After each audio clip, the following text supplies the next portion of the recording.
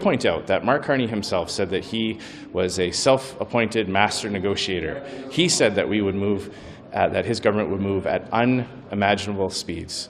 That's what he said during the election when he needed Canadians' votes.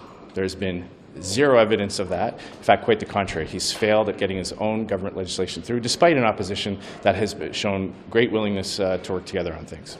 What would you consider a win for the opposition in this setting? Like, if you reflect back, what's one thing you're like, hey man, we won that one? Well, you know, we forced the government kicking and screaming back to the table on their border bill and on the immigration bill, tightening it up, ensuring that the minister didn't have sweeping power to unilaterally extend various types of permits.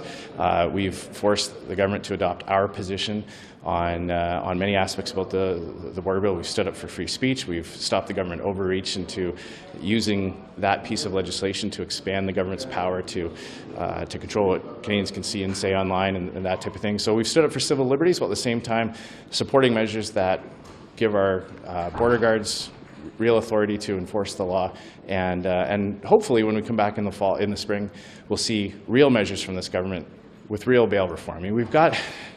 When someone steals their 5th, 6th, 7th car, they're a car thief. They need to be behind bars so that they stop stealing cars. When people are being extorted, I mean, when I was growing up, I never heard of anybody in Canada who were victims of extortion. It was something you saw in mob movies and, you know, maybe in-depth reporting from journalists. It happened to very rarely. We're hearing reports from virtually every community in Canada where it's happening over and over again.